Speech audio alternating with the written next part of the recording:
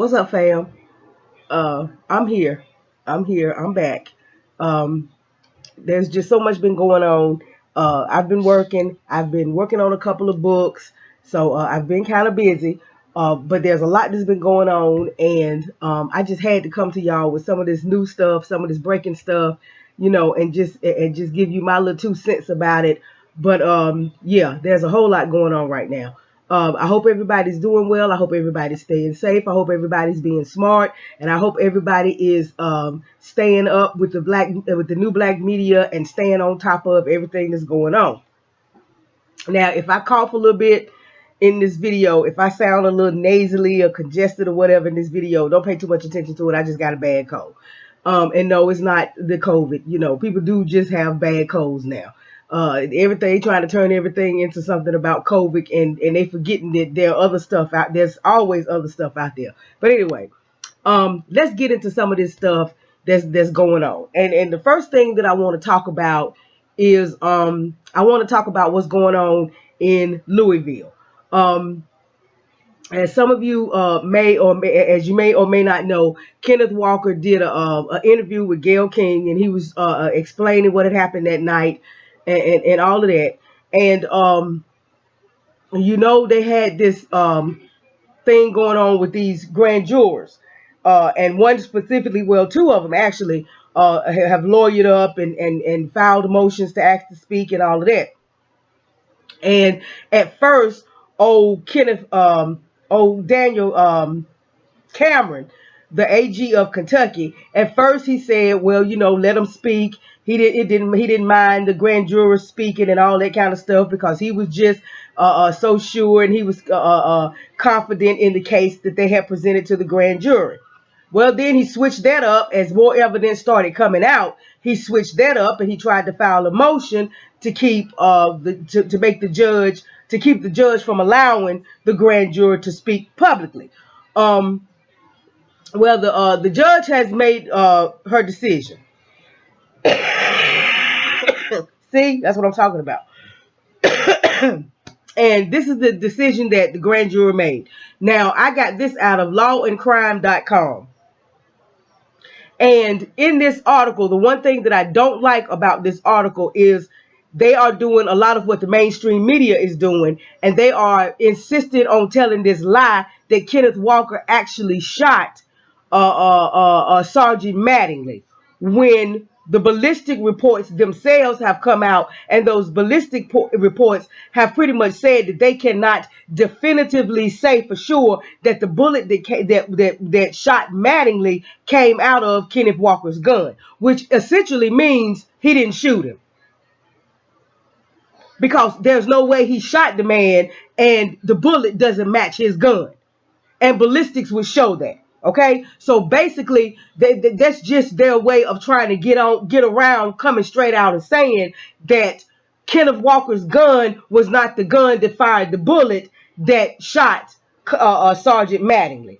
But in this article that I'm going to read to you, they're still saying that like it's a definitive fact. Like it's a definitive fact that Kenneth Walker's gun is the gun that shot that bullet that entered into Mattingly, when we know it's not. Okay, but let's get into this. Okay, why are you trying to act foolish? Come on, I need you to get right.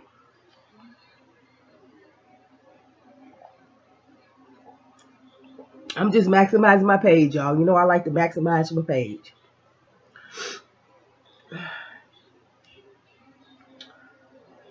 It's always something.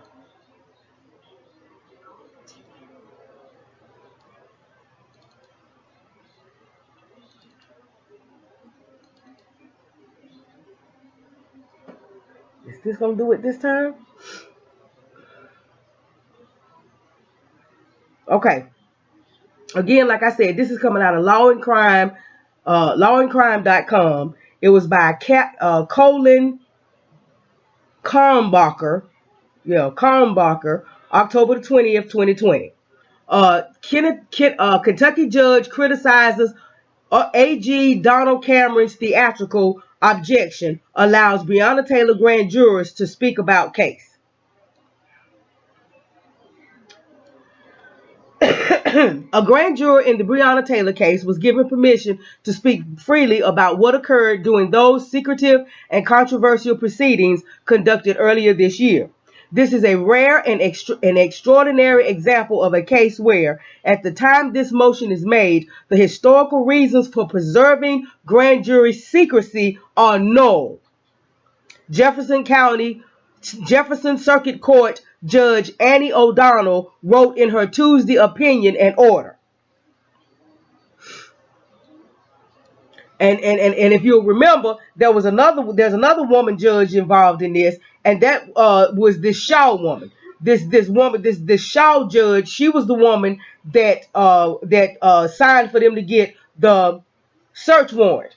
She was the one that signed off on that no-knock warrant. The ruling came after an anonymous juror sued the Commonwealth of Kentucky late last month in a series of motions seeking the release of grand jury records and affirming their right to speak out about what happened behind closed doors. That lawsuit was filed amidst an uproar over the charging decisions in Taylor's case. Kentucky Attorney General Daniel Cameron ultimately opted against filing charges against two Louisville Metro Police Department officers who opened fire during the deadly raid. Cameron said they were justified in firing their service weapon because Taylor's boyfriend, Kenneth Walker, fired first. Walker shot Sergeant Jonathan Mattingly in the leg. See, that's where they're saying that again. See, they're saying it as if it's a matter of fact. And actually, it's not a matter of fact. Actually, it's been shown that they can't, like I said, conclusively prove that his bullet, the bullet that came out of his gun, was the bullet that entered into Mattingly's leg. Therefore, basically what they're telling you is he's not the one that shot him. They just don't want to come on out and say that. Excuse me, y'all. Walker said that officers failed to identify themselves and he didn't know they were at the door of the apartment.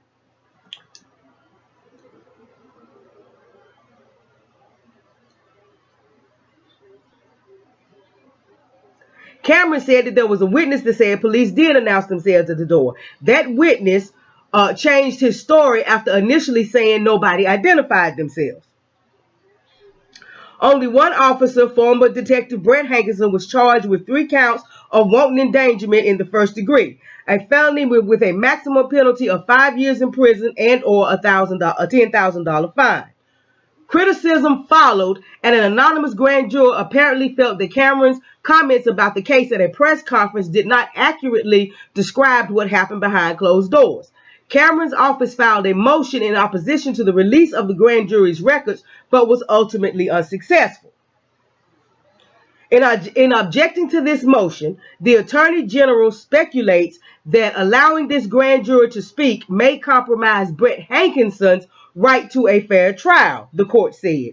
When asked to be more specific about its concerns, the Commonwealth acknowledged it did not know how allowing this grand juror to speak would undermine Hankinson's trial.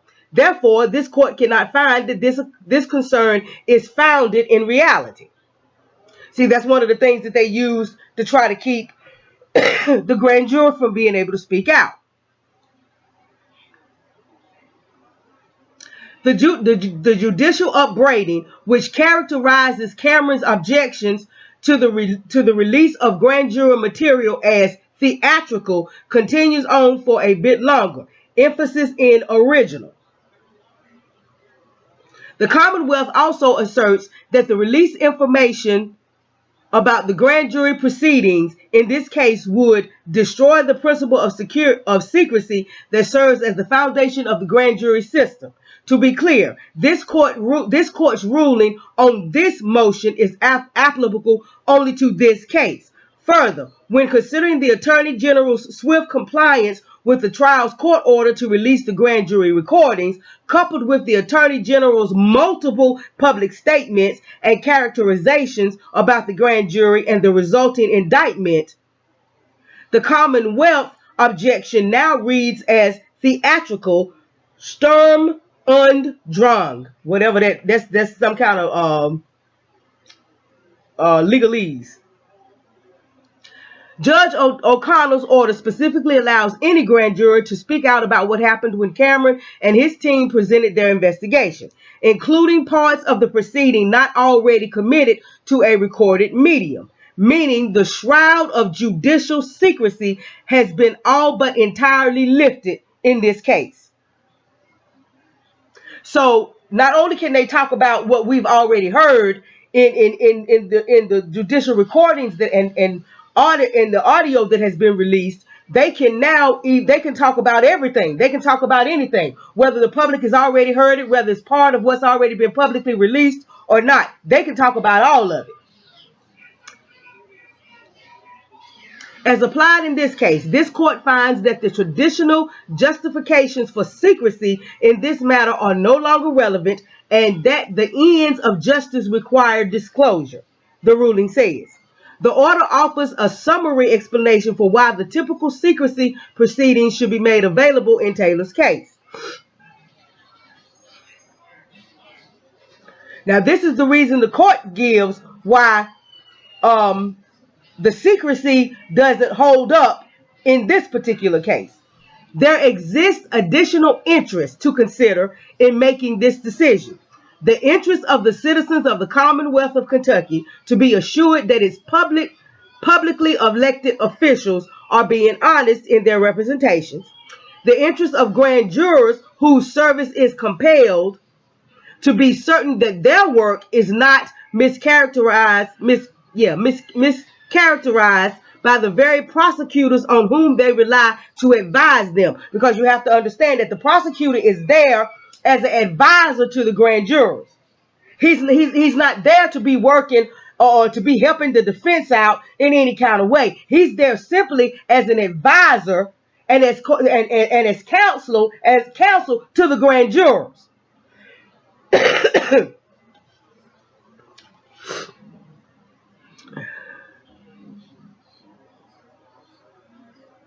To be certain that their work is not mischaracterized by the very prosecutors on whom they relied to advise them, and the interest of all citizens to have confidence in the integrity of the justice system.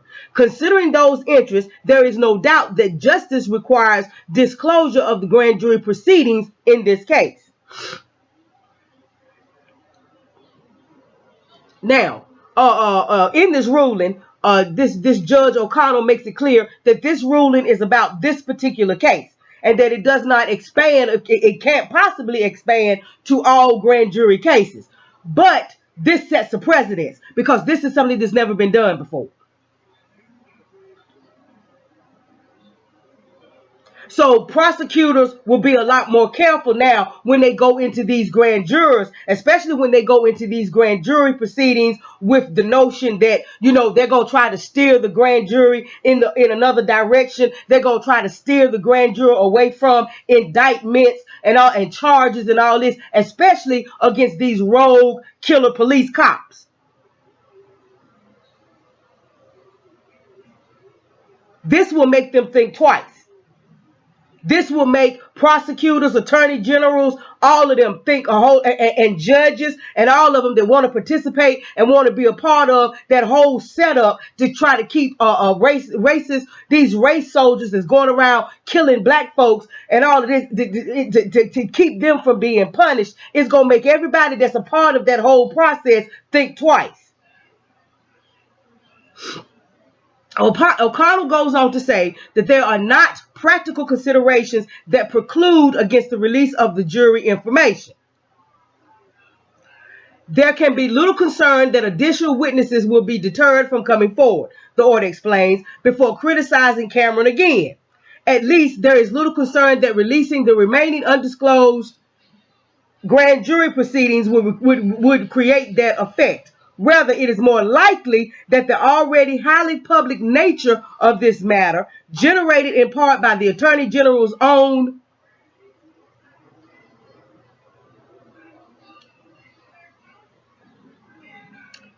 wait a minute, it jumped off for me for a minute, y'all. I gotta find it.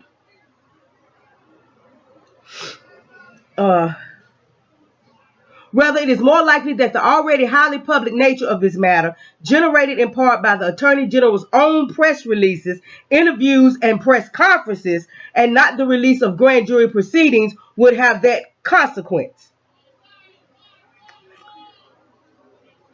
On early Tuesday morning, National Review published a story on how the Attorney General was subjected to what he called beyond the pale racist attacks for being a black conservative and for his decision making in the Breonna Taylor case. The judge's ruling also makes clear that the identities and personal information of the grand jurors will still remain secret, but provides that any grand juror who wishes to do so may speak out either anonymously or by revealing their identity. For those would-be grand jurors in the latter column, however, O'Connell cautioned that such a move would invite extreme media and public scrutiny. Furthermore, this order is not intended to coerce, compel, or even encourage any grand jury to come forward, the court notes. It merely grants one juror's request to do so and gives others the option. Grand jury deliberations are a collaborative process. Any one grand juror's memory, opinions, and perceptions are their own. No one grand juror speaks for the others, nor does one's statement carry any more weight than another's. The anonymous grand juror who initiated the legal proceedings immediately took the court up on its offer by releasing a statement that criticized Cameron and his office for the way they presented the Taylor case. Now, this is what the actual grand juror 1, the first one who wanted to come forward. This is the statement that they made after the judge made the ruling and gave them permission to speak. Being one of the jurors on the Breonna Taylor case was a learning experience. The 3 weeks of service leading up to that presentation showed how the grand jury normally operates. The Breonna Taylor case was quite different. After hearing the Attorney General Daniel Cameron's press conference, and with my duty as a grand juror being over, my duty as a citizen compelled me to action, or compelled action. The grand jury was not presented any charges other than the 3 wanton endangerment charges against Detective Hankinson. And remember, those 3 wanton endangerment charges didn't have anything to do with what happened to Breonna Taylor and what happened in her apartment. They were all for the white neighbor's apartment. Didn't have anything to do with the killing of Breonna Taylor and all the shooting and everything that took place in her apartment. The grand jury did not have homicide offenses explained to them. So Daniel Cameron and his team didn't even explain homicide charges to this grand jury. The grand jury never heard anything about those laws. Self-defense or justification was never explained either. Questions were asked about additional charges, and the grand jury was told there would be none because the prosecutors didn't feel they could make them stick. So they asked about other charges. They asked about other additional charges being asked, and they were told that there wasn't going to be any because the prosecutors claimed they wouldn't be able to make them stick. The grand jury didn't agree that certain actions were justified, nor did it decide the indictment should be the only charges in the Breonna Taylor case. The grand jury was not given the opportunity to deliberate on those charges and deliberated only on what was presented to them. I cannot speak for other jurors, but I can help the truth be told. Now, that's what the first grand juror had to say. So he pretty much just laid it all out there. We weren't given information about any homicide charges. Nothing about homicide charges were explained to us. Nothing about the law as far as homicide charges was explained to us. When we asked about other charges, we were told that there were not going to be any because the prosecution didn't feel like they could make them stick. You understand what I'm saying? No, we did not agree that certain actions were justified. You understand what I'm saying? No, we did not agree. that those were the only charges that should come down, but those were the only charges that were laid out to us. That was the only option that we had. A second grand juror, represented by the same attorney as the first anonymous grand juror, said they were pleased with the court's decision but would be weighing their options soon. Read the full opinion and order below. And down here below, they have the full opinion and the order of the court as far as allowing these jurors to speak out. So yes, this case most definitely sets a precedent. And if it can happen once, it can happen again, and it can happen again, and it can happen again. Until then, they'll have to be looking at the whole process of having these secret grand jury meetings, these secret grand jury procedures, which is what a lot of prosecutors have tried to hide behind, especially when it comes to these killer cops.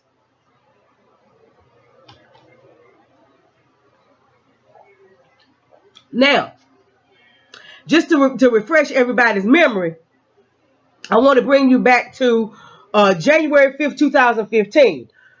A little over, soon will be 6 years ago. And this was during the Mike Brown case, when Michael Brown grand juror sues prosecutor Bob McCullough. This was on January 5th, 2015, by David Tantor. A grand juror who heard evidence in the police shooting death of Michael Brown has sued St. Louis County Prosecutor Bob McCullough over restrictions that prevent grand jury members from speaking out publicly about their cases. Grand jury Doe is interested in sharing the experience of sitting on the grand jury, which decided not to indict Darren Wilson, the white former Ferguson, Missouri police officer who shot and killed Brown, who was black, on August 9th. The teen's death and the subsequent grand jury decision sparked weeks of racial unrest in Ferguson and other cities around the U.S.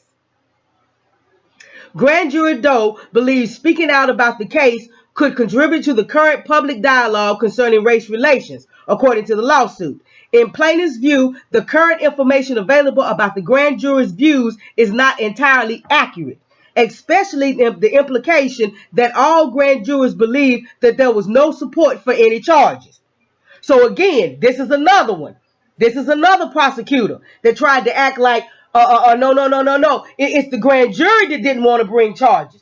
You understand what I'm saying? It's these 12 people that sit on the grand jury. It's these 12 American citizens that sit on the grand jury that didn't want to bring any charges. But this grand jury in that case was letting you know, wait a minute. That's not entirely true. The implication that all grand jurors believed that there was no support for any charges is not entirely true. But of course, in this case, we know that the judge sided with the prosecution and wouldn't allow this grand juror to speak out. Well, almost 6 years later, here we are again, and a judge that didn't want to have hands in this whole setup that these folks had going on in Kentucky. From Daniel Cameron on down. You got Daniel Cameron, you got Thomas Wine, who was the county DA, you got the police, you got all the lawyers that were playing a part in this, Sam Aguirre, Benjamin Crump, all of them. You got all of them all up there in cahoots together to keep these race soldiers from being punished.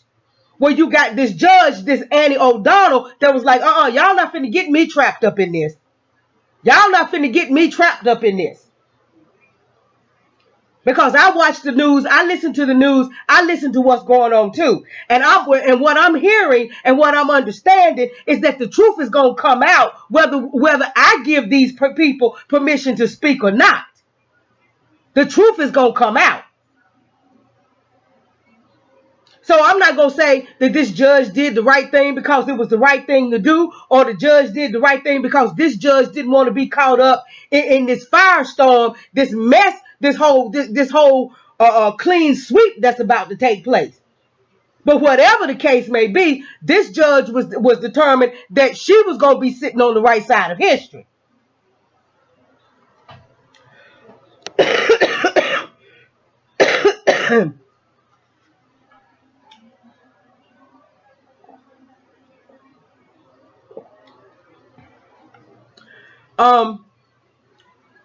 So I'll leave a link to this old article about Mike Brown in that case. I'll leave a link to that in the description box, as well as a link to this law and crime article about this Judge Annie O'Connell, allowing the grand jurors to speak. And I just can't wait to hear what grand jury number 2 has to say, and to see if any of the rest of them will come forward. But this definitely sets a precedent, and it definitely opens up the door. You understand what I'm saying? For folks to think twice about how they're using this whole grand jury system, this whole grand jury proceeding system, and the secrecy of it. Because see, once these prosecutors realize that it may not be as secret anymore as it used to be, and we may not be able to use the law to keep these people quiet and to keep these people from not talking about what went on in there, then they're gonna think twice about all that double dealing and all of that lying and all of that, because Daniel Cameron needs to be facing charges right now. Him, Tom Wine. The police officers that were a part of this, that Judge Shaw that signed off on that illegal search warrant, because that search warrant was illegal, because the information that they used to get that search warrant was a flat out blatant lie. Daniel Cameron knew that. Just like Mattingly knew that it was a lie, because Mattingly and this officer John James were in cahoots and were communicating with each other back and forth about the search warrant. So Mattingly knew that the information that James had put on that affidavit to get that warrant was all a lie. But he took that search warrant and actually went to Breonna Taylor's home to execute that search warrant, knowing that it had been gotten on a lie, on a flat out lie. So all these folks need to go to jail. All these folks need to be investigated. All these folks need to be indicted, and all these folks need to go to jail. Because they were all a part of this setup. They were all a part of this conspiracy to keep them police officers from being charged. And look at this. This is the thing that I want y'all to think about. Now, we haven't talked about this in a while, but I want y'all to go back to Tatiana Jefferson. And I want y'all to go back to the night that Tatiana Jefferson was murdered in her home by the white police officer. I think his name is Aaron Dean. Okay, let me see if I can find... Let me see if I got it, because I do believe I saved it.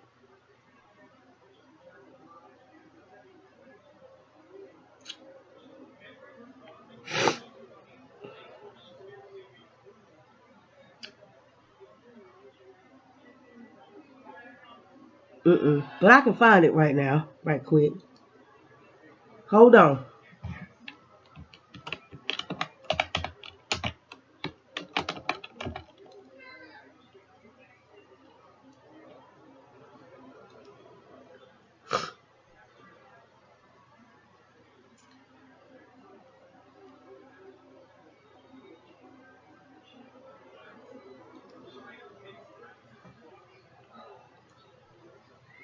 Now it's almost been a year, and so much has happened, and so much has went on. Immediately after Tatiana, we had the whole Ahmaud Arbery thing, and then we had the Breonna Taylor thing, and then we had the George Floyd thing, and it's just been one thing right after the other.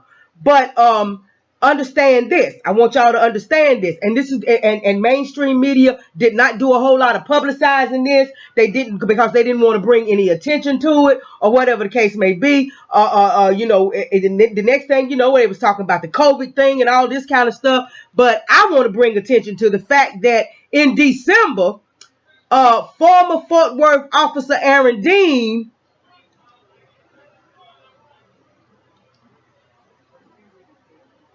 was indicted on murder charges in the shooting of Tatiana Jefferson.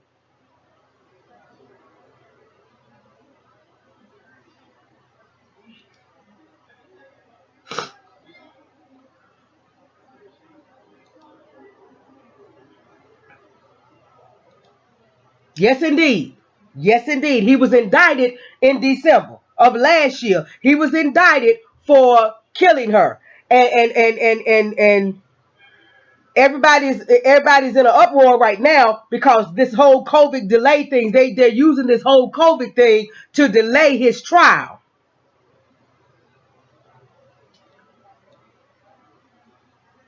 COVID delayed Aaron Dean's trial for killing Tatiana Jefferson. When could he see a jury? And this was October 9th, 2020.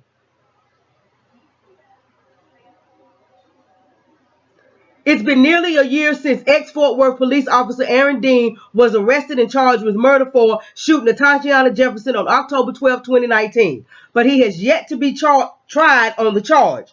Dean has been out of jail on a $200,000 bond, which was way entirely too low. $200,000 bond for murder. Since October 14, 2019, no trial date has been set, and the coronavirus pandemic delayed many hearings. But the Tarrant County District Attorney said recently that she wants to start scheduling hearings again to move the case forward. Jefferson was playing video games with her nephew when a neighbor called the non-emergency line to report the front door to the house had been open all day and it was now well into the night. When Dean and another officer showed up, they quietly moved through Jefferson's backyard and looked through open doors. Neither of the officers announced their presence, according to body camera video. When Jefferson heard some noise outside, she looked out of a bedroom window and Dean fired a shot, killing her. A jury will have to decide if Dean was justified when he pulled the trigger. He has pleaded not guilty. District Attorney Sharon Wilson said the prosecution of Dean is a priority for her office, but she couldn't say more because of a so-called gag order. You know, they always put that out there. They can't talk because of a gag order. 3 pretrial hearings happened between December the 16th, 2019 and April, but a motions docket that was set for April 14th was canceled because of COVID-19. Judge David Hagerman set a Zoom hearing to discuss Wilson's request to schedule more court hearings. The next hearing to consider pretrial motions is scheduled for October 27th, according to court records. The district attorney says she wants to schedule a jury trial as soon as the county deems it safe. The Texas Supreme Court has delayed jury trials until at least December, so it's likely that Dean won't go to trial until at least 2021. Dean isn't the only ex-officer who will likely go to trial in Tarrant County next year for killing someone while on duty. Ex-Arlington officer Bo Tran shot and killed O'Shea Terry as Terry was trying to drive off from a traffic stop in September 2018. Tran was initially scheduled to go to trial in March, but it was postponed. A new trial date hasn't been set for that either. So with all of these officers being indicted, you understand what I'm saying? We had Amber Geiger being indicted. There were a couple of other officers in some big major cases that were indicted and actually went to trial and were actually found guilty and sentenced and all of this. So what it's showing is that more and more and more these grand juries are leaning towards indicting these police officers. That's what the trend is showing.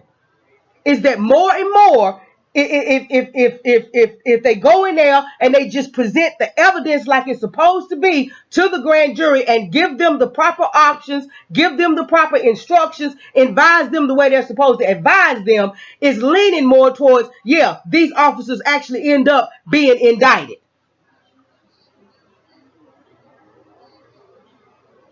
And that's the reason why they want to do these little secret grand jury things. Because when they're trying to get police officers off, see, they can hide behind the secrecy of the grand jury. And that's exactly what Daniel Cameron and that whole bunch was trying to do in this case with Breonna Taylor. That's the reason why he didn't even put any other charges. He didn't explain any other charges. He didn't put any options for indictment of any other charges or any of that kind of stuff on the table. But now, because the grand juror asked to speak out, and this whole thing has become more public, now the citizens of these United States of America are aware that you can still ask for certain charges to be brought. You don't have to wait for the prosecution. And if they're not giving you the information that you need, because these grand jurors in the Breonna Taylor case asked for specific information, and Daniel Cameron and his team wouldn't give it to him. You understand what I'm saying? Because he was talking about, oh no, we're not going to bring any more charges because we don't think we can make them stick.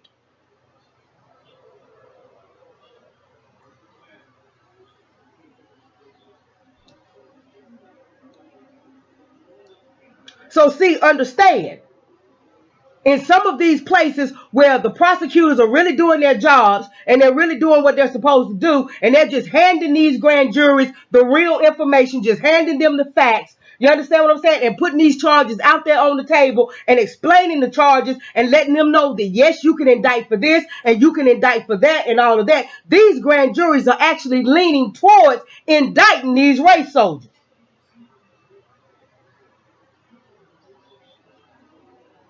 So there's a reason why Cameron didn't do that. He didn't do that because he sees the trend.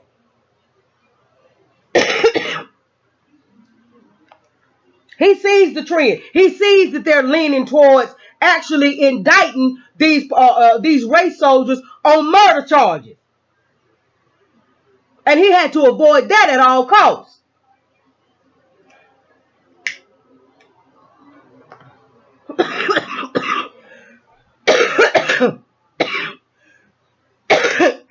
Excuse me, y'all. So yeah, he was willing to put himself, his career, everything else at risk to do his master's bidding. Why? Because he thinks Trump's gonna have him up there in the Supreme Court or whatever the case may be, and they done hyped his head up and told him he was a rising star in the Republican Party and all of this kind of stuff. So he would do whatever. Now he's trying to cop pleas. Because, you know, now Trump's DOJ, the Department of Justice, is talking about filing a lawsuit against Google for antitrust and all of this kind of stuff because they monopolizing the search engines and all of this kind of stuff. And now Daniel go come out and tweet that he has joined in with the federal government to file these lawsuits against Google for antitrust.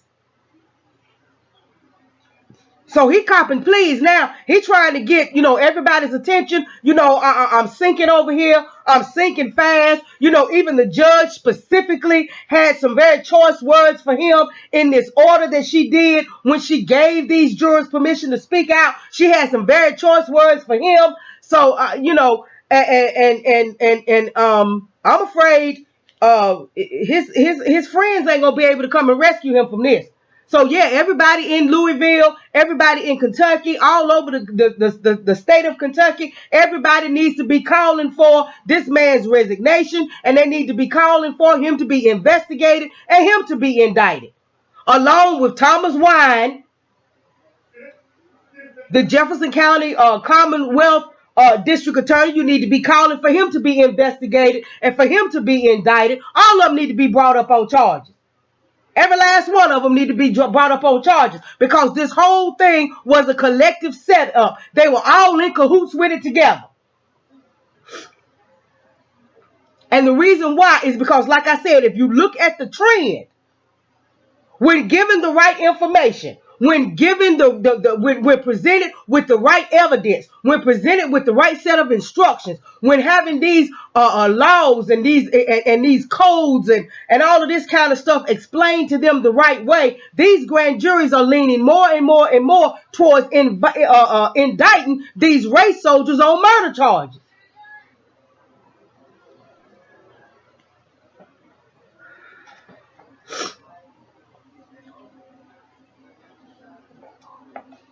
So I just wanted to hip y'all to what's going on with Tatiana Jefferson.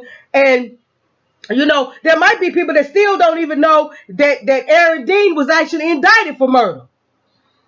Because mainstream media was real quiet about that. They were real quiet about that. Why? Because white supremacy took a hit. One of their enforcers was actually indicted. So you didn't hear much about that.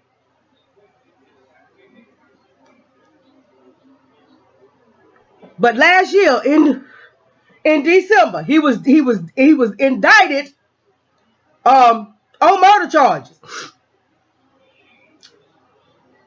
We just got to keep up with, when they're going to actually set the trial date and all of this kind of stuff so we can see what happens with that.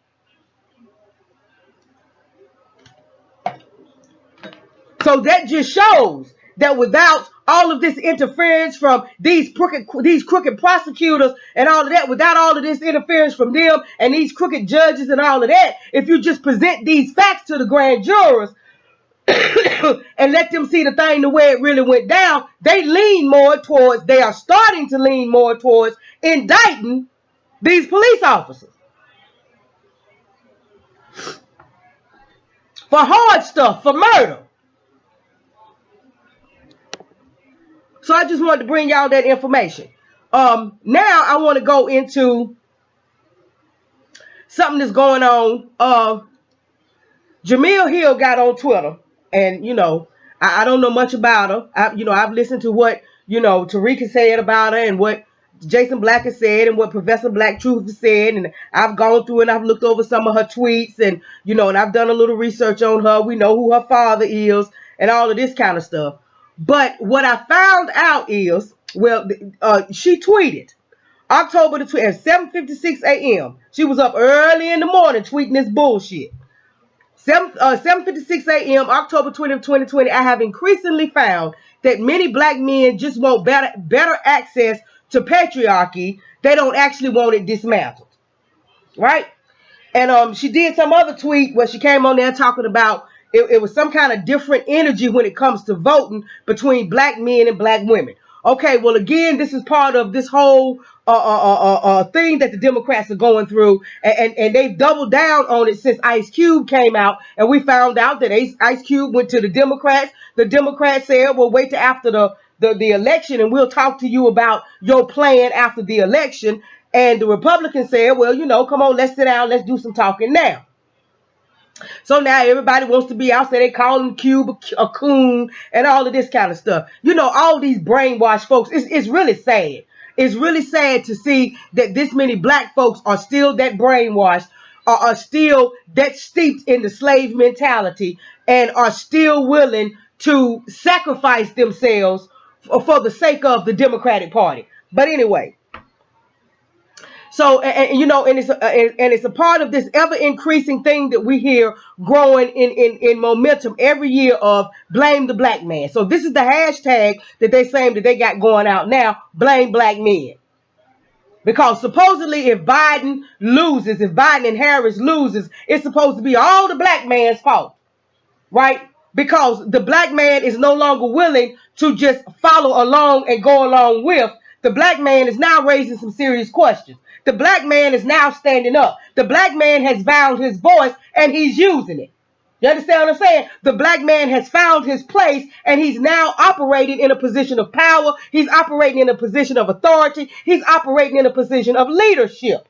And a lot of that comes from these last 12, 13 years of the new black media.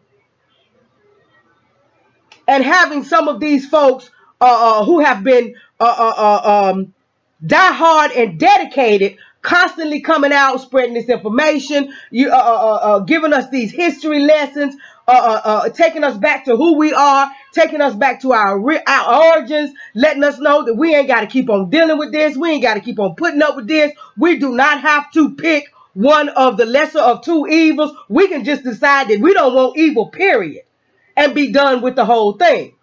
So this is why she comes on here now talking about, I have increasingly found that many black men just want better access to patriarchy. They don't actually want it dismantled. Okay? Anytime they get to talking about patriarchy, that's some white feminism stuff. You understand what I'm saying? And this is the problem that I have. Well, the problem I have is black women have foolishly allowed white women to get them hooked up in this whole feminist movement or whatever, when the feminist movement has absolutely nothing to do with black men and women.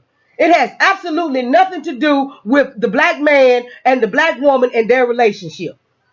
White feminism is about the white woman wanting more access. She wants more access to patriarchy. As a matter of fact, she wants to topple patriarchy and make it matriarchy.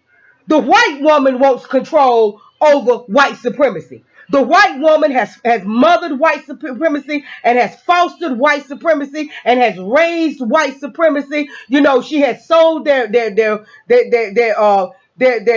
Klux Klan robes, and she's cleaned them and she's stored them and she's kept them up. You understand what I'm saying? And now she's gone from Klan robes to doctors' uniforms and lawyer uniforms and police uniforms and all of this.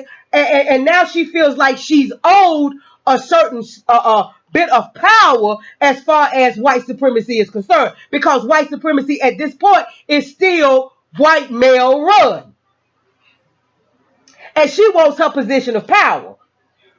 And she suckered black women into believing that it has something to do with, I'm just here for women's rights. I'm just here for all women's rights. No, she's not there because white women were being mistreated and because white women didn't have no power and because white women couldn't do this and white women couldn't do that. If you look at the daughters of the Confederacy, you'll see how much power white women had. You'll see how how much power they operated and they wielded to get things done in the South.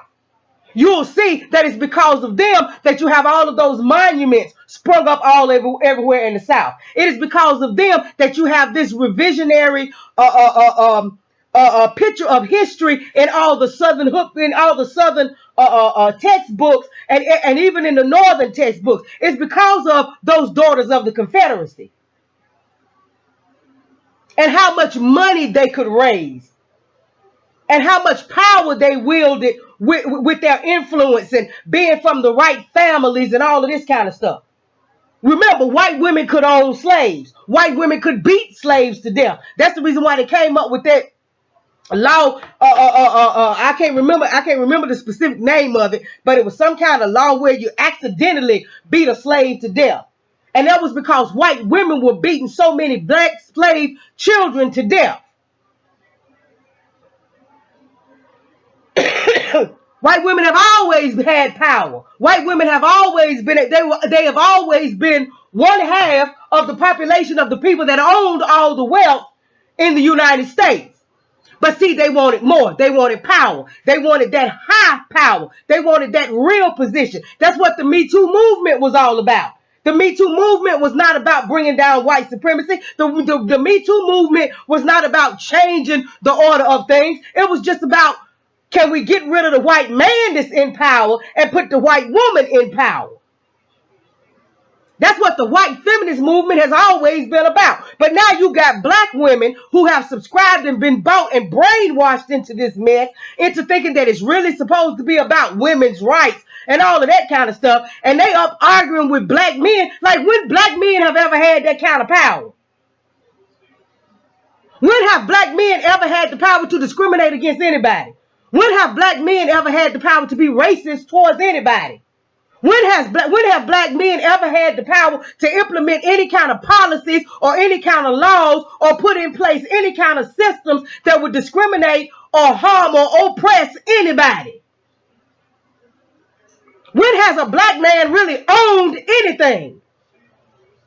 But these dumb black women are buying into this like a black man has the power of patriarchy. Come on now.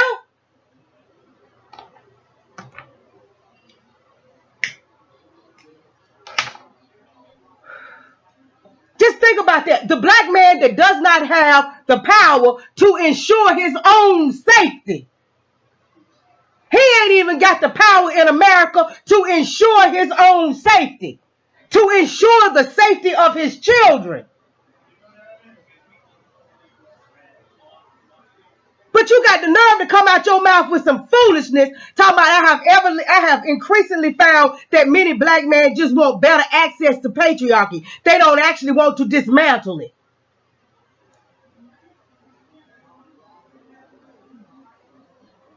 A black man would be a fool not to want to dismantle it.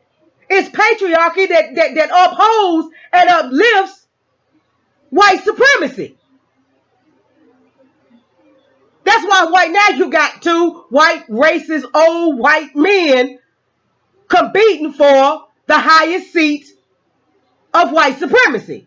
President. I mean, but it's so stupid.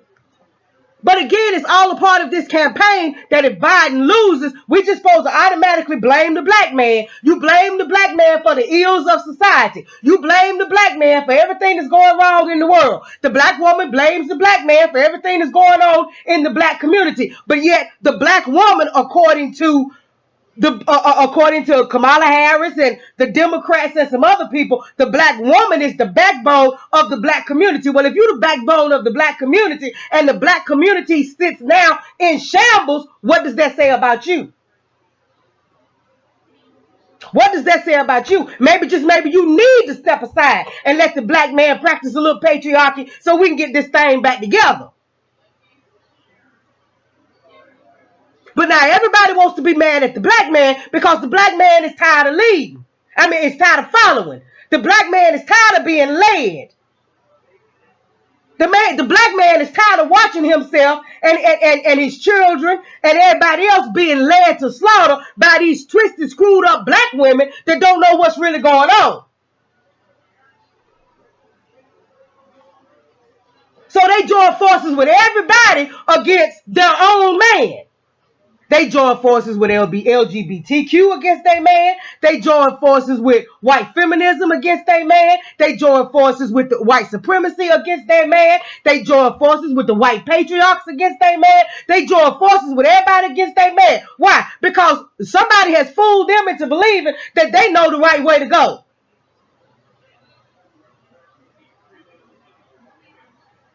But in all honesty, the black man has been following the black woman as far as voting is concerned. The black man has been following the black woman for the last 50, 60 years. And look where it has got both of us. Nowhere. And because these white folks give these black women a little bit of recognition, they give them a little slogan called Black Girl Magic. You know, they give them a little spot on TV. You know what I'm saying? They give them a little blue check or whatever beside their name. Oh, now they think they just balling and they think they doing something. And the first thing they want to do is come up out their mouths and try to criticize black men.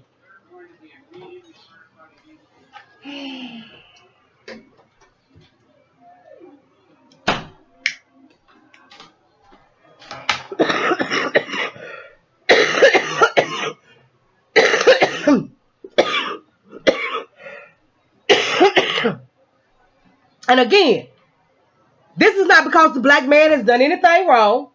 This is not because the black man has done anything toxic. This is not because the black man has showed the black woman or anybody else any disrespect. This is simply because the black man has decided, hold up, wait a minute. Let me take a look at things and let me see what's in my best interest. Let me see what's in the best interest of myself and my people. Let me ask some serious questions. You understand what I'm saying? Let me go to both sides, sit down with both sides, hash this thing out, and find out who's going to bring the tangible. Because I'm no longer into this feminist emotionalism and being emotional about everything and voting because of emotion and voting because of tradition and all of that. Now I'm about hard, cold facts. I'm no longer with this little silly mess like everything is a popularity contest. You understand what I'm saying? And I got to like you to be able to work with you. I got to like you and have to grin up in your face to be able to get anything done with you. Like I can't sit down and work with you just because I don't like you.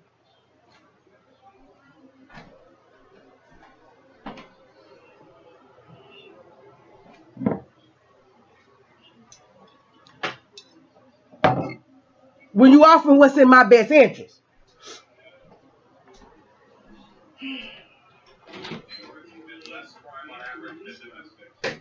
So it's just it makes no sense. It makes absolutely no sense. You understand what I'm saying? And that whole crowd, I didn't heard Tariq and all of them calling them Shea Butters or whatever. But that whole crowd, them boule folks and all of these women that's got all these issues against black men and all of that, they all had something negative to say on the post and all this. But actually the post is really stupid. Especially when you consider, hold on a minute, let me see if I can get to it.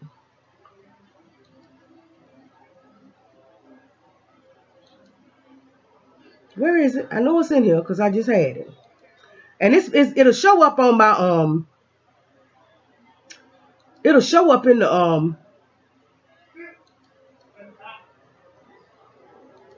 it'll show up in the video. But especially when you consider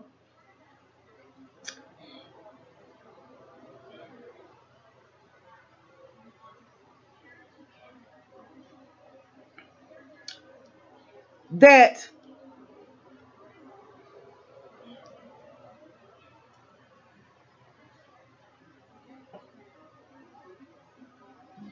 now I don't know when she posted this. Hold on a minute. I got to see exactly when she posted this. Just hold on a minute.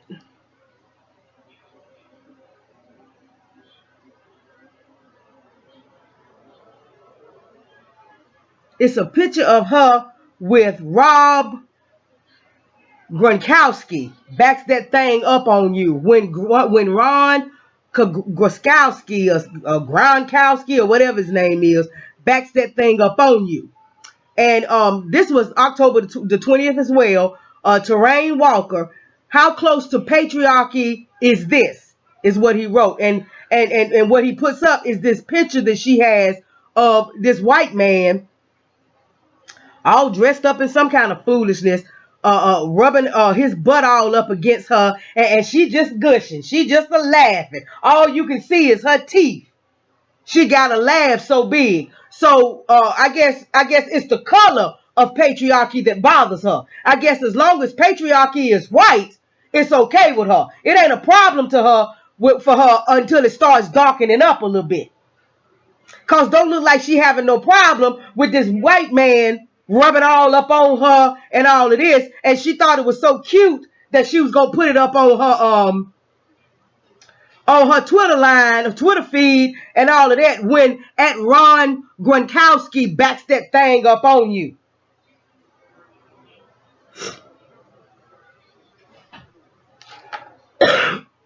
So she's just another one of these puppets, one of these tools of white supremacy. You understand what I'm saying? One of these bought and paid bed wenches that don't like black men. It's obvious that her preference is white men. Cause I bet you won't see a picture of her giggling and smiling and grinning and all of her teeth showing and all of that in no picture with no black man. And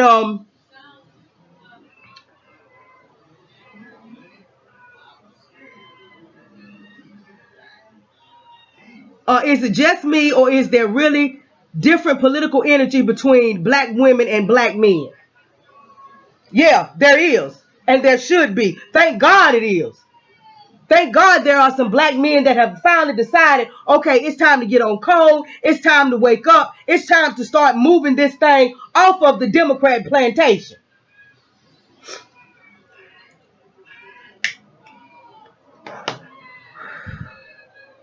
But anyway, I just wanted to bring that up, and I wanted to make sure that y'all saw this picture of her with this white man rubbing all up on her and all of this. And then there was something else that somebody tweeted that I thought was real interesting. This dude, his name is King. I'm not voting for Biden or Trump. Courtney, you literally promoted a stripper voting campaign directed towards men, encouraging us to vote because of ass. That's what he tweeted in response to her saying, I have increasingly found that many black men just want better access to patriarchy. They don't actually want it dismantled. But you went along with and promoted a stripper voter campaign where these women actually out with their asses hanging out on stripper poles and all that, talking about voting. So you basically promoted telling black men to come and vote and encouraging them to vote based on ass. But now, since you see that ain't working, now since they see all this stuff that they trying to do, this divide between black men and black women, this gender war that they keep on trying to kick up, all of this stuff that they trying to do, they see is not working. This trying to shame black men and all of this kind of stuff. And even this sister girl shit with Kamala that they trying to do is not working. And I'm going to show y'all that it's not working in just a minute. With all of this, you understand what I'm saying? You see it's not working. Now you're going to start trying to bash black men. Now all of a sudden it's going to be blame black men. When you just, like the brother said, when you just promoted a stripper voter campaign.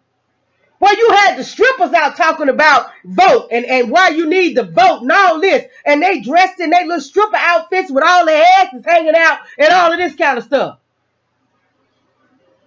Because that's all the respect that the Democratic Party has for black folks, especially black men. Oh, that black man, that nigga see all that ass and he gonna run and vote. That nigga see all that ass, he see all that stripper ass. Oh yeah, he gonna run and vote. That's all the respect they have for you. That's all the respect that they have for the black community.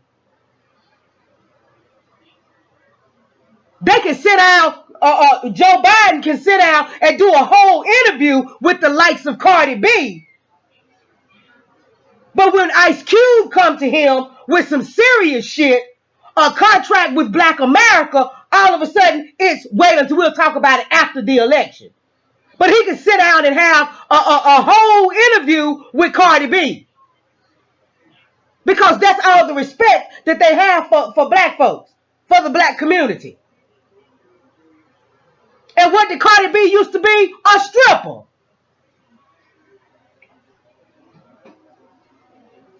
What is Cardi B now? Basically, a stripper.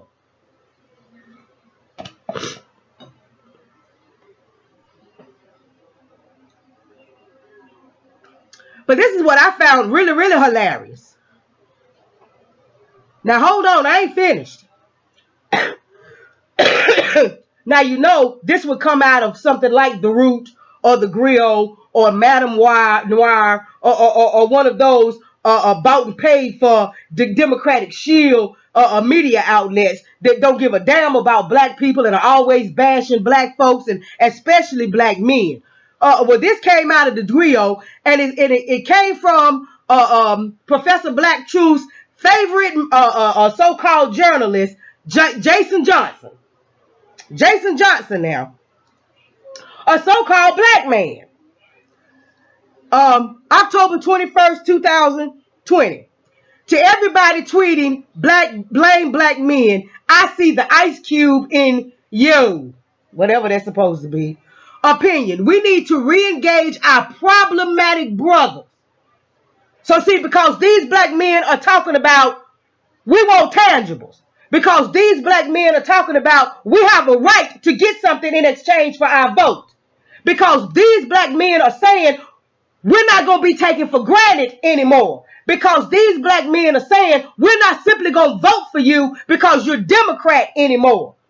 Because these black men are saying, you understand what I'm saying? Yeah, we're going to keep our vote to ourselves until you can come and get it. Because these black men are saying our vote is now up for sale. Now all of a sudden, these brothers are problematic. These brothers are problematic because they're fighting for the black community. They're fighting for tangibles. They're fighting for the same thing that other groups just get automatically. We got to fight for it. We got to fight our own people for it. You don't see no other groups out here. You don't see the Asians. You don't see the Arabs. You don't see the Indians.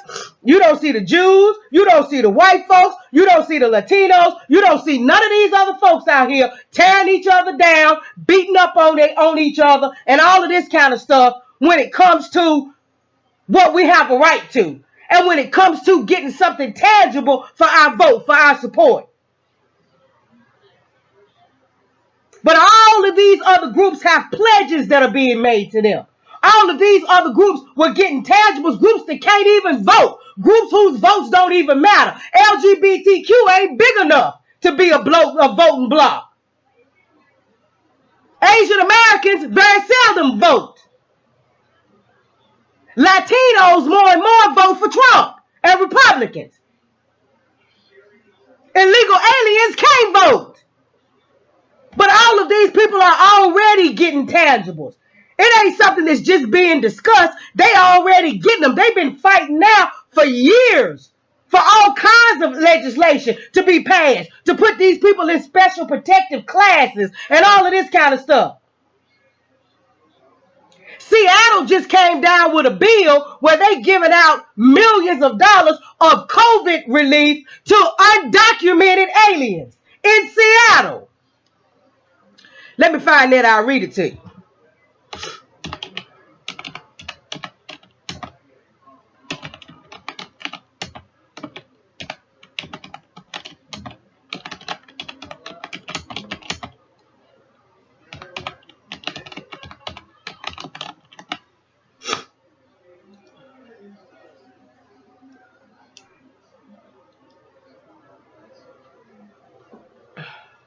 Hold on, y'all. Hold on. This is the Seattle Times. Seattle starts COVID-19 relief fund helping undocumented immigrants. October 16, 2020. Nina Shapiro.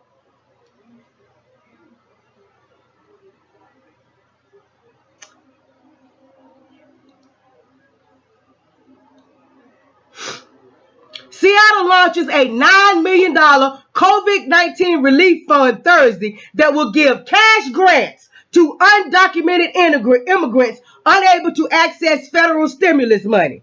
The city fund, which will accept applications until November the 5th, adds to $40 million the state is making available to undocumented immigrants for help during the novel coronavirus pandemic. Both the city and state funds are offering $1,000 to $3,000 grants per household, and people can receive money from both.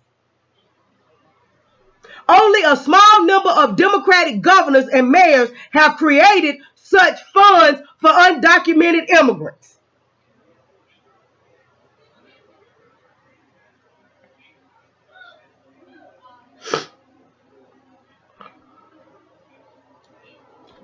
But yet, Joe Biden will tell you in his plan, when he starts his plan on that Lift Every Voice, when he starts his so-called plan for Black Americans, the first thing he starts out talking about is COVID-19 and how COVID-19 has disproportionately affected the Black community and how the Black community is suffering worse from COVID-19 than anybody else. But yet, where the hell is the stimulus package, the hardcore money, the stimulus package specifically for the Black community and COVID-19?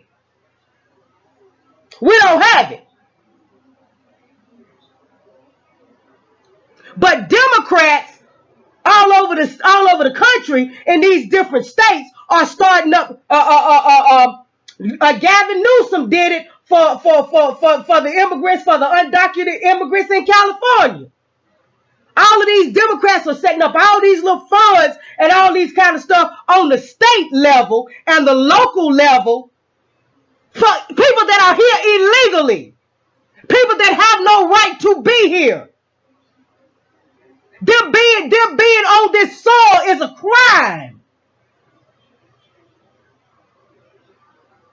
They can't vote for nobody.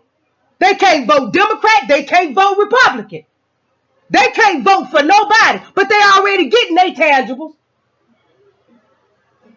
Where's the fund for us? Since it's supposed to be disproportionately affecting us more than anybody else.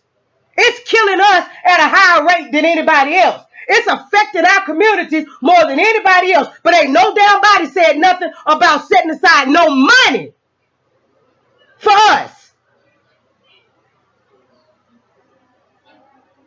Ain't nobody said nothing about setting aside no 5, 6, 7, 10, 15, $20 million for the black community in these different Democratic states and Republican states. Ain't nobody said nothing about giving us nothing.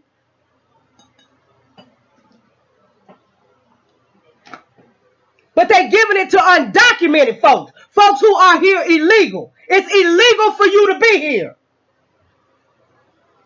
And our taxpayer dollars got to go to giving you something, and you ain't even supposed to be here.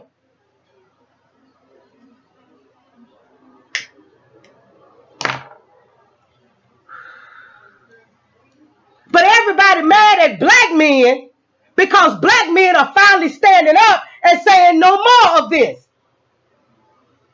We're not worried about what's going on with the immigrants. We're not worried about what's going on with the illegals. We're not worried about what's going on with the minorities. We're not worried about what's going on with the people of color. We're not worried about that. All we're worried about now is what's going on with foundational black Americans, descendants of American slavery.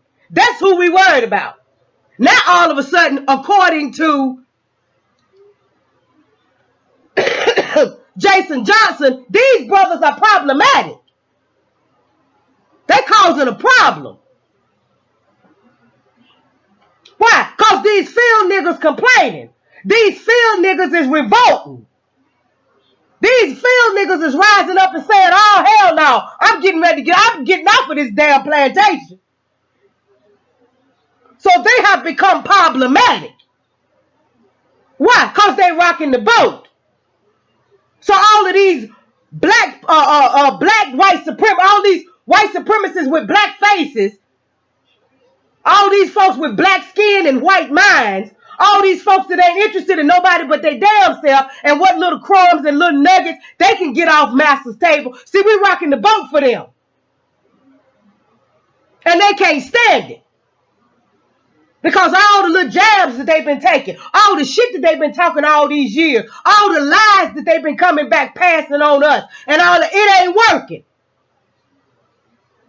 They ain't being able to calm the slaves down. See, there's rumbling in the slave quarters. And the black overseers can't control it no more. So now these brothers have become problematic. Now, I'm not going to read all this, but I just want you to hear a little bit of what this nigga got to say. Opinion. We need to re-engage our problematic brothers. Because even if Trump loses, what have we gained as a community if we decide that 13% of black men are just trash?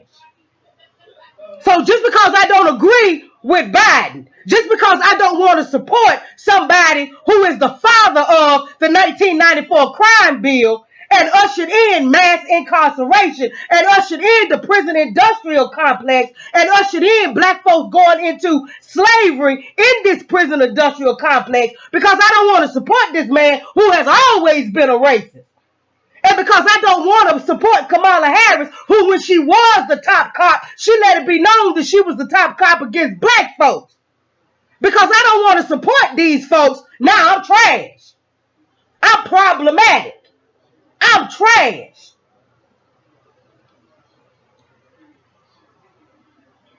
I care about Ice Cube's opinions on the state of black America in the same way I care about Kyrie Irving's views on geography or Isaiah Washington's opinions on LGBTQ issues, which is not much at all. Celebrities with big platforms and limited information say ridiculous things all the time, and that's not worth a lot of energy. However, Ice Cube's foray into politics, the media backlash, the glee with which the far right is amplifying it, and the subsequent blame black men hashtag that sprung from it has made one thing abundantly clear. There are a lot of Ice Cubes out there. You damn right.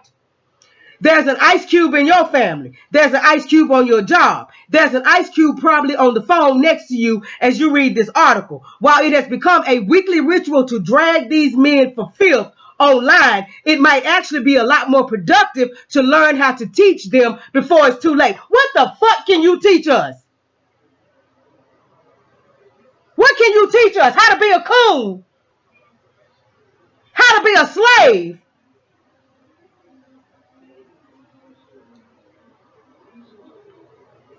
And he just keeps on and on and on and on and on. If you have any doubt that these men exist, just check out the blame black men hashtag that trended on Tuesday Twitter night as a response to Jamel Hill's tweet about black men and patriarchy. The anger out there is real, and there are plenty forces, both white and black, happy to exploit it. How can you spot if there's an ice cube in your life? It's pretty simple. These black men all share the following values with some justification to a certain degree. Here's what he says they share. All white people are racist and can't be trusted. Ice Cube ain't never said no shit like that about all white people are racist and can't be trusted. Now, most white people can't be trusted, but he's never said anything like that. A man's value is determined by his ability to make a lot of money, and the more money you have, the more powerful you are. Ice Cube ain't never said no shit like that. Women, like most white people, can't really be trusted. However, if you have enough money, you can earn their loyalty even lower. Now, this is what he's saying that Ice Cube's philosophy is. This is what he's telling you, that this is a Ice Cube type of man. And nobody has ever heard Ice Cube say anything like this. Ice Cube has never demeaned women. Ice Cube ain't never been in that life. Ice Cube ain't never went around with all the big chains and all that, doing that whole rapper thing. Ice Cube is a man with a family. He's about taking care. So what the fuck is this nigga talking about? Collective action, marches, protests, voting, and politics don't change anything for black people. They don't. They don't change not one damn thing. Straight black men get blamed for everything, and it's not fair. And that's exactly right. Straight black men get blamed for everything, including twisted black men going out getting their ass whooped.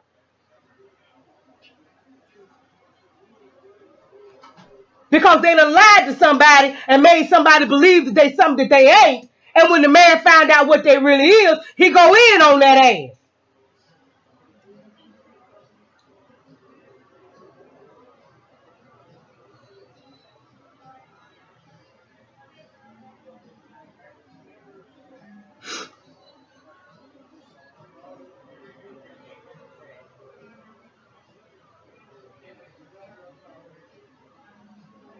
Oh, now he goes into this from Dr. Juneteenth to Mr. Hotep. These men are a minority of the black community, but they are loud and get attention disproportionate to their actual numbers.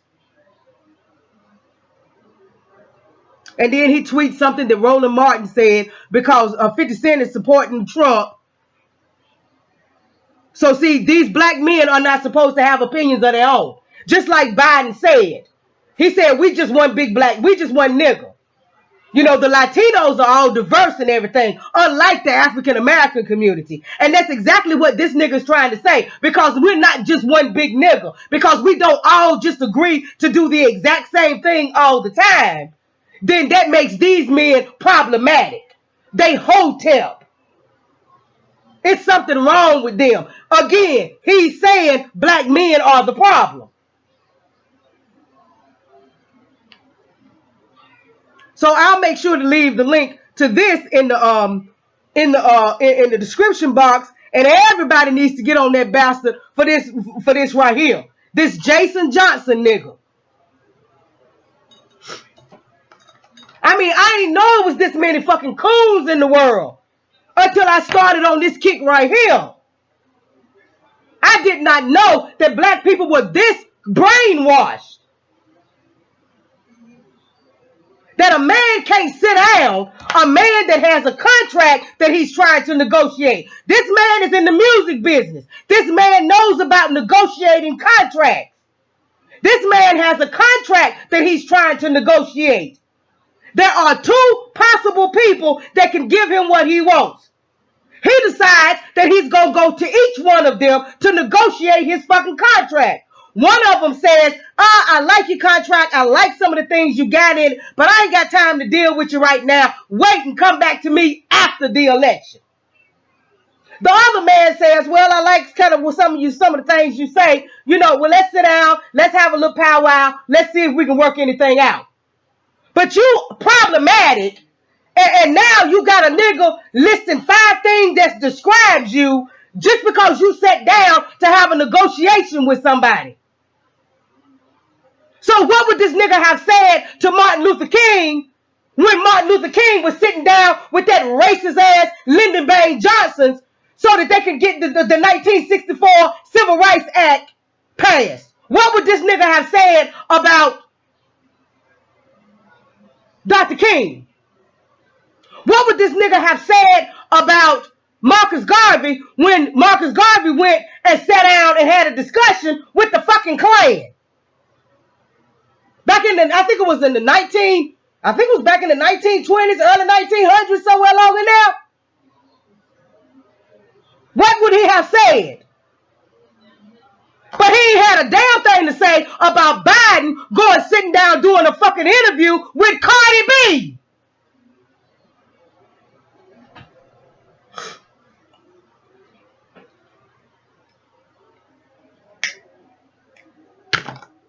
That was okay. That was cute.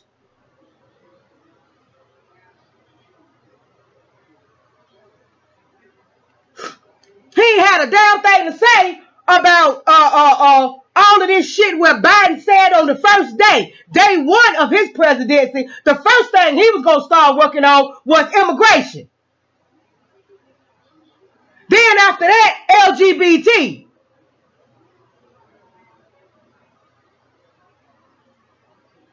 Kamala Harris already having meetings with all the immigration folk, so she can come up with plans for the Indians and the Asian Americans and all that. But now they're going to make this big thing out of a black man going to sit down to negotiate a contract, which he's the one that's trained and an expert at doing that. He's been doing it for the last 30, 40 years.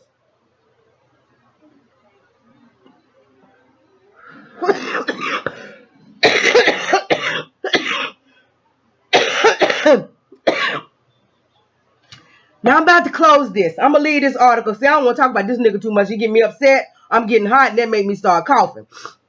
But yeah, this article was definitely be in the description box, and I want y'all to go read this. And just in case Professor Black Truth ain't got hope to it, I want y'all to make sure that Professor Black Truth gets this article so he can do a piece on this nigga here, cause he been talking about Jason Johnson. He just got finished talking about him the other day when he did that show he just did about the bootlicks attacking Ice Cube.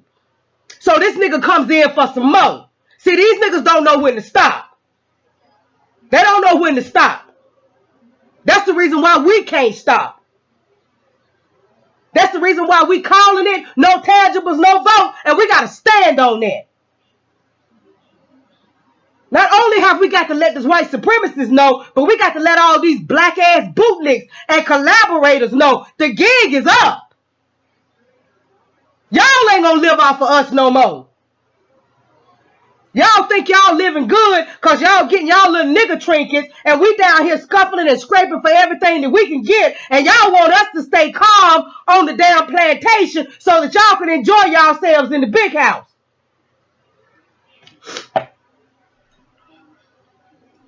Alright, so let me stop with that because I'm getting upset. But this is for my black women. This is for my foundation of black American women. For y'all who ain't been all twisted and screwed up and brainwashed by these white folks into thinking that they got something for you. That they like you more than they like black men. That they got something better for you. You understand what I'm saying? But remember, Breonna Taylor was a black woman. Remember, Sandra Bland was a black woman. Remember, Matrice Richardson was a black woman. Remember, Tatiana Jefferson was a black woman. These are black women that have been murdered, unarmed, wasn't bothering nobody, in their own homes, playing video games, laying in the bed looking at TV with the boyfriend. Where all the feminists at? All these feminists that y'all falling behind. All these feminists that y'all taking y'all talking points from. Where the feminists at? The feminists ain't out raising no hell about Breonna Taylor. The feminists ain't out marching for Sandra Bland. The feminists ain't out raising hell about a Tatiana Jefferson. The feminists didn't call out Kamala Harris when Kamala Harris did nothing about the murder of Matrice Richardson. Where the feminists at? Where y'all white feminists at? Where y'all white allies at? With all these black women being killed in the street? Where y'all fight feminists at with all of these black women that's getting kidnapped and all these black women and black girls that go missing every year? But y'all think these white women care something about y'all to the point where you gonna turn your back on your own man, the man who went through slavery with you.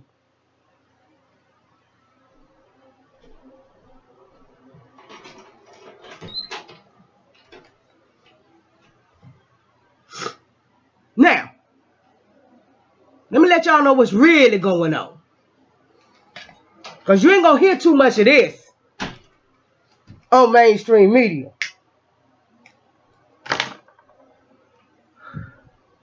But I want y'all to hear this. Now, this is from an MSNBC report that they did about the presidential debate. And you can find it on the MSNBC page, but I chose the one that was on YouTube because it's the same thing and it's just easier for me to get to. But I'll have the link to the actual MSNBC report in the description box. But I want y'all to hear this. Now, the name of this little segment is Undecided Black Women in Atlanta on the Candidates. The name of the video is Undecided Black Women Voters Call Out Joe Biden for taking their vote for granted. So for all of y'all folks out here that's trying to convince black women that all black women is just down to vote Democrat, and all black women just go along with the Democrats, and all black women is just following suit, and all black women just love Biden so much, and all black women are buying into this Kamala Harris sister girl bullshit and all of that. For all of y'all who believe that, I just want y'all to hear from 3 just everyday, ordinary black women that they picked out of a crowd, and they decided that they was going to sit down and interview and listen to what these black women have to say. Need to hear. Let's start at the crime bill and the fact that he has not only not apologized. Hold on, I want to make sure we get the very beginning of it. What are you looking for? What do you need to hear? Let's start at the crime bill and the fact that he has not only not apologized, not only he has not only not rectified. Every time he reverts back to, well, it was the Black Caucus members in the church, but they were with it too. Okay, you fooled them as well. You know, you never said I'm sorry. You know, it's like I didn't do it. I want to hear an ironclad plan. I don't want to hear if this or if that or after the election. Does the presence of Kamala Harris on the Democratic ticket sway you at all? Not at all. I don't know who said she had our vote. She does not. We were supposed to grab onto Kamala with the black girl magic, but that didn't happen because she didn't right her wrongs. Like, I hold officials accountable. I don't care what color you are. And I think that too often we automatically think that because someone looks like you, that they're going to have your best interests at heart. And that's just not simply true. Now, I'm going to let you hear that again because it's short, but it's sweet. What are you looking for? What do you need to hear? Let's start at the crime bill and the fact that he has not only not apologized, not only he has not only not rectified. Every time he reverts back to, well, it was the Black Caucus members in the church, but they were with it too.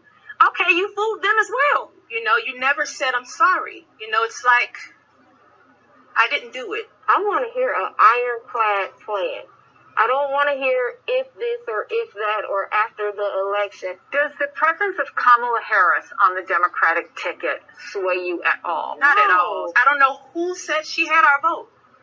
She does not. We were supposed to grab onto Kamala with the black girl magic, but that didn't happen because she didn't right her wrongs. Like, I hold officials accountable. I don't care what color you are. And I think that too often we automatically think that because someone looks like you, that they're going to have your best interests at heart. And that's just not simply true.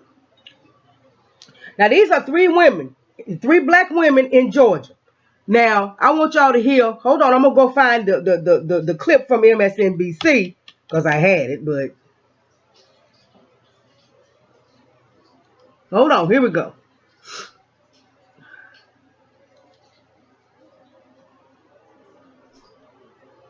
And the reason why I didn't want to play this one was because, this one got all the little ads and all of that kind of stuff in it. And sometimes you just don't want to hear all of that. But I'm going to let y'all hear all of that because I want you to hear some other stuff that the commentators and everything were saying. So, listen up.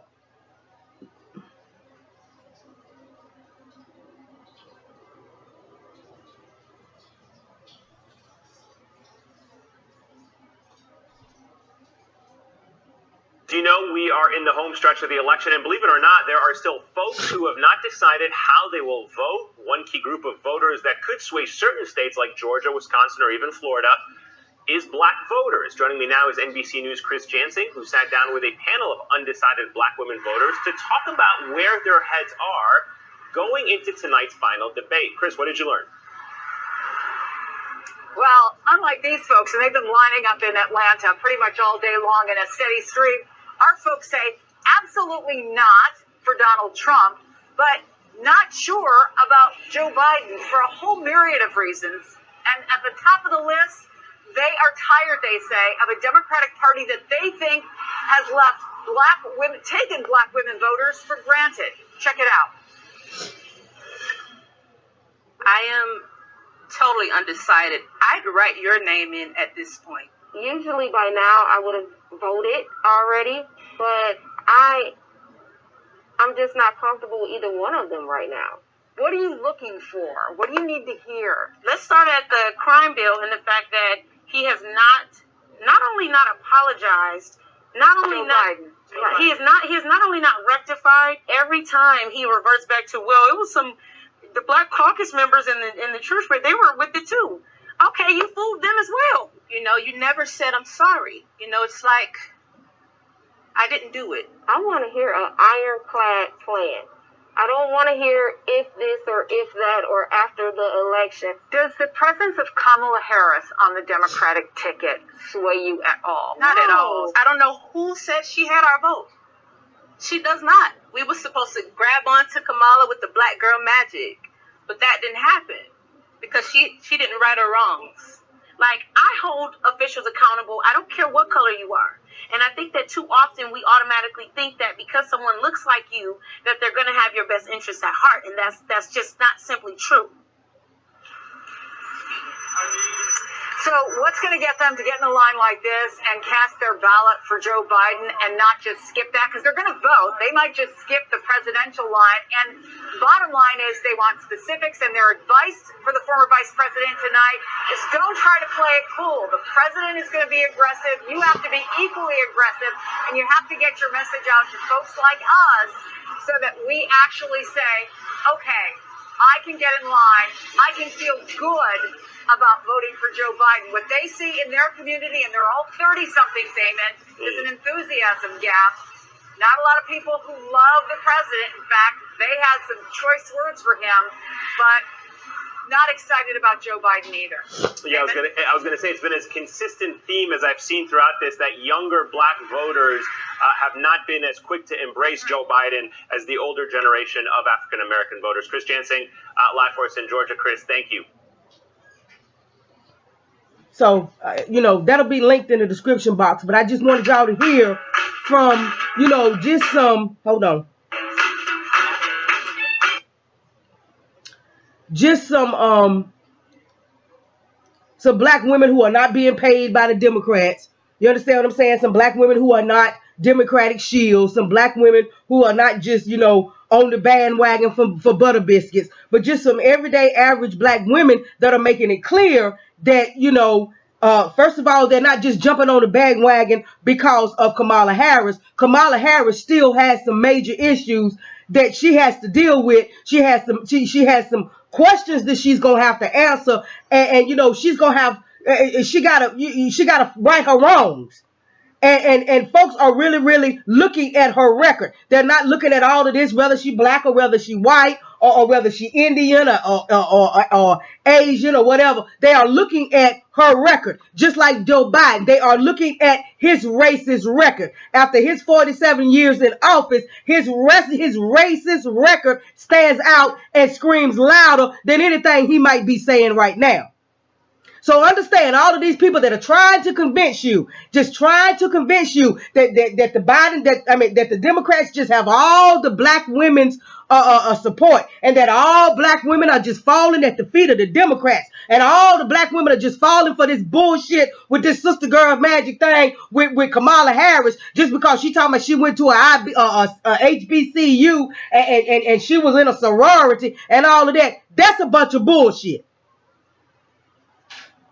So don't buy into the bullshit. Do your research. Find out what's really going on. Find out what's really being said. Find out what's being said in the streets.